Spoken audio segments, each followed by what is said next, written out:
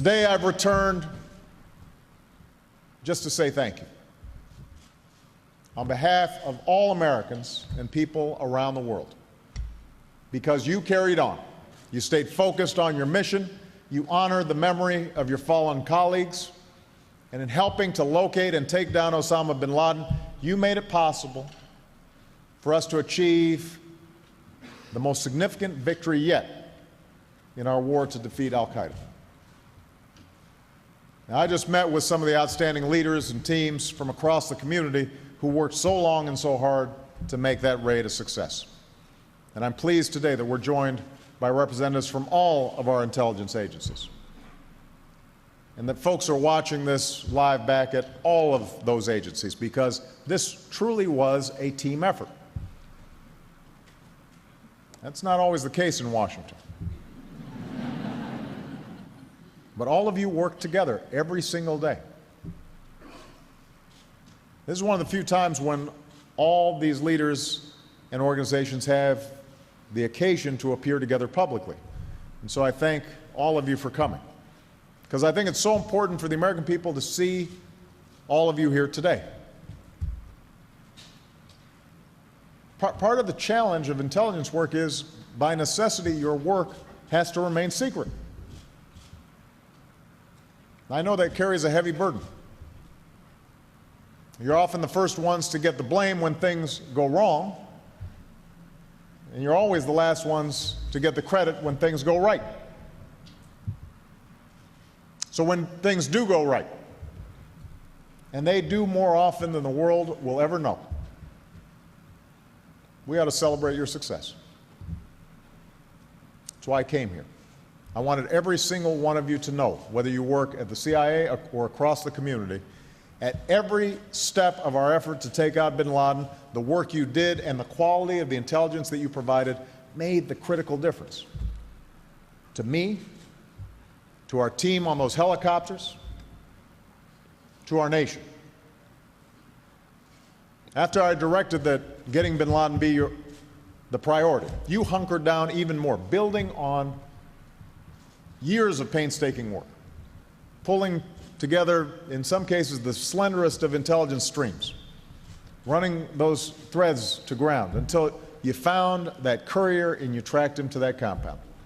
And when I was briefed last summer, you had built the strongest intelligence case against, in terms of where bin Laden was, since Tora Bora.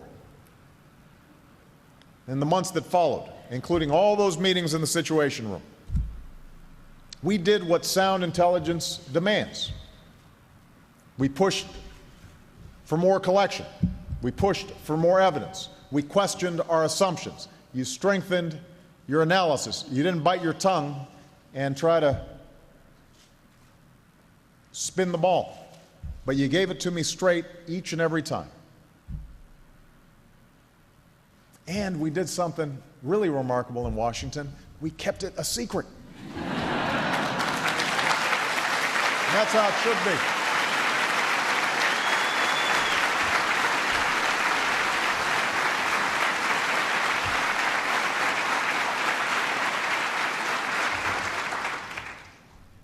Of course, when the time came to actually make the decision, we didn't know for sure that bin Laden was there. The evidence was circumstantial, and the risks, especially to the lives of our special operations forces, were huge. And I knew that the consequences of failure could be enormous. But I made the decision that I did because I had absolute confidence in the skill of our military personnel, and I had confidence in you. I put my bet on you. And now the whole world knows that that faith in you was justified. So just as impressive as what you did was how you did it. It was a tribute to your perseverance, your relentless focus and determination over many years. For the fight against al-Qaeda did not begin on 9/11. Among you are veterans who've been pursuing these murderers for many years, even before they attacked our embassies in Africa and struck the coal in Yemen. Among you are young men and women for whom 9/11 was a call to service This fight has defined your generation. And on this wall are stars honoring all your colleagues and friends, more than a dozen who have given their lives in the fight against al-Qaeda and its violent allies. As the years wore on, others began to think that this terrorist might never be brought to justice, but you never quit. You never gave up. You pulled together across this agency and across the community. No one piece of information and no one agency made this possible. You did it together. CIA, National Security Agency, National Reconnaissance Office, the National Geospatial Intelligence Agency, everyone at ODNI and the National Counterterrorism Center, folks across the government, civilian and military, so many of you here today.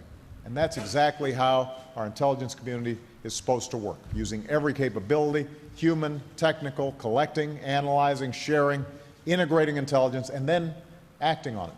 Now, make no mistake, this is not over.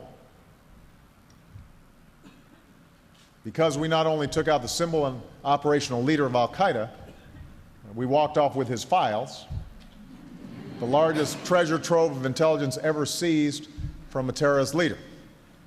Many of you now are working around the clock. You didn't have much time to celebrate. We've got to analyze and evaluate and exploit this mountain of intelligence. So today, every terrorist in the al-Qaeda network should be watching their back, because we're going to review every video, we are going to examine every photo, we're going to read every one of those millions of pages, we're going to pursue every lead, we are going to go wherever it takes us. We're going to finish the job. We are going to defeat al-Qaeda. And even as we stay focused on this mission, we need you to stay nimble and flexible to meet the full range of threats to our security, from plots against our homeland to nations seeking weapons of mass destruction to transnational threats such as cyber criminals and narco traffickers. So I'm going to keep relying on you for your intelligence, the analysis that comes across my desk every single day. And 300 plus Americans are counting on you to stay a step ahead of our adversaries and to keep our country safe. I have never been more proud or more confident in you than I am today. Your greatest days are still to come. And if any of you doubt what this means, I wish I could have taken some of you on the trip I made to New York City, where we laid a wreath at Ground Zero. And I had a chance to meet firefighters who had lost an entire shift, police officers who had lost their comrades,